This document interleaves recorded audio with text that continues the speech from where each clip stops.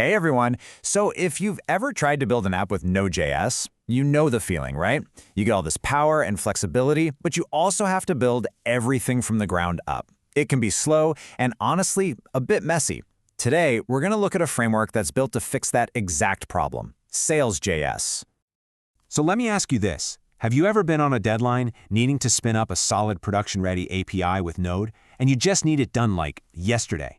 You find yourself setting up all the routing, wrestling with database connections, writing security middleware from scratch. You're basically reinventing the wheel every single time. It's a huge pain point. Well, this is exactly where Sails.js steps in. It's a model view controller framework. You'll hear that called MVC, and its entire purpose is to give you a logical, predictable structure right out of the box. The whole idea is to free you up so you can focus on what makes your app special, instead of writing the same boilerplate code again and again. To really get what makes Sails tick, we've got to pop the hood and look at its structure. Think of this as the architectural blueprint you'll find in pretty much every single Sails application out there. The moment you create a new Sails project, you get this. It's this beautiful, clean separation of concerns. Your core application logic, all the fun stuff, lives in that API folder. You've got your controllers, models, and security policies right there. And then the config folder handles all the wiring. You know, your routes, your database connections, everything just has its place from the very beginning. Okay, to make this all make sense, let's use a little analogy. Imagine your Sails application is a secure office building. This directory structure we just saw, that's its blueprint.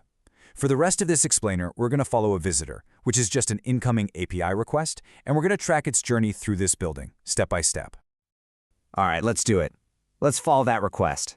From the second it hits your server to the moment a response gets sent back, Sails has this really clear, predictable path that it follows every single time. And here's our roadmap for that journey. It's going to start at the routes. Then it's got to get through policies for a security check. Once it's cleared, it gets handed off to a controller. The controller might use a model to talk to the database, or maybe a service to handle some complex logic. And finally, everything gets wrapped up neatly in a response. So let's start at the front door. First stop, routes. This is literally the front door of our building. The routes.js file acts like a receptionist. It looks at where the visitor wants to go, that's the URL, and it points them to the right office, which, for us, is a specific controller action. And here's what that looks like in the real world. It's just a simple map. It says, hey, when a post request comes in to this specific URL, I want you to send it over to the PH callback action inside the payment gateway controller. It's super clear, easy to read, and there's no question about where that request is supposed to end up. Okay, so our request has been told where to go, but it can't just waltz right in. First, it has to get past the security desk. In Sails, these are called policies. They're basically middleware functions that act as gatekeepers. They check things like, is this user logged in? Do they actually have permission to be here? And this is a perfect example. It's a policy that checks for a bearer token in the request header. It makes sure the header exists and that it's formatted correctly. If everything looks good, it calls that little next function at the end. That's like the security guard nodding and waving our visitor through. If not, the request is stopped dead in its tracks. So, our request made it past security. It's finally arrived at its destination, the controller. This is the office where the actual work gets done. The controller's job is to be the ringleader. It validates the inputs, calls on other helpers like models or services, and ultimately figures out what kind of response to send back.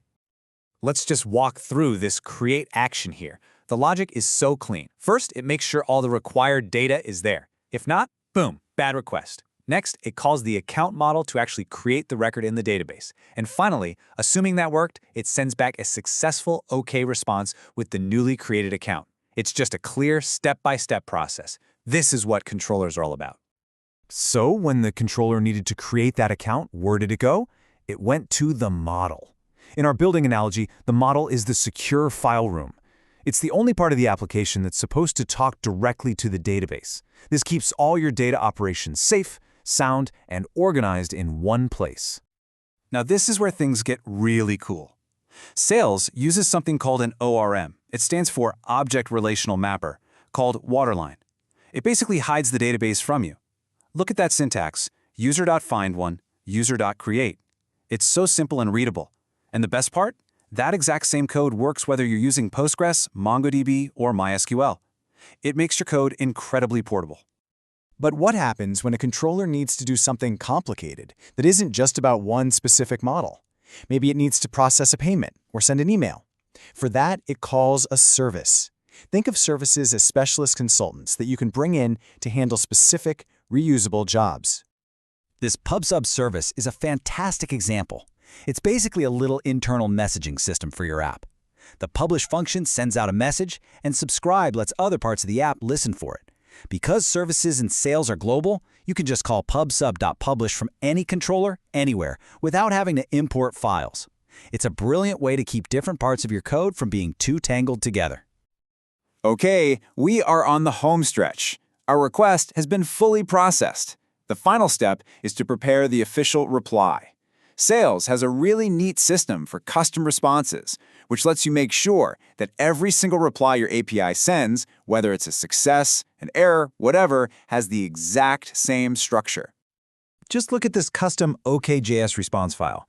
Every single time a controller calls res.ok, this is the code that runs. It automatically sets the status to 200 and wraps the data in this consistent JSON object with an error code and a message. This is so important because it means the person or service calling your API always knows exactly what kind of response to expect. So now that we've followed a single request from start to finish, let's kind of zoom out a bit. Let's look at some of the bigger patterns and best practices that start to pop up when you build apps this way. This right here is a super important one, database transactions. Think about a bank transfer. You have to take money out of one account and put it into another. You need both of those things to happen, or neither of them. It has to be all or nothing. This pattern ensures that. You start a transaction, you try your operations, you commit them if they work, but if anything goes wrong, you abort the whole thing. It's absolutely critical for keeping your data consistent. And all of this leads to a pretty clear set of do's and don'ts.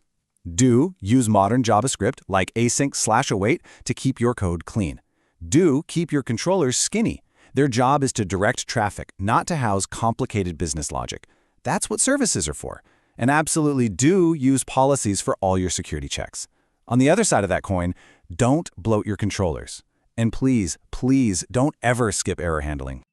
So after seeing all of this, let's take one final step back. Why does a framework like Sales even matter? What's the big picture here? Well, the whole philosophy behind Sales is this idea of convention over configuration. It gives you a standard way to do things, so you and your team aren't constantly making 1,000 tiny decisions. And that brings us to a final question to chew on. Does this structured, predefined approach actually lead to better code in the long run, or does it just let us write code faster? It's a really interesting trade-off to think about when you're choosing the tools for your next big project. Thanks for tuning in.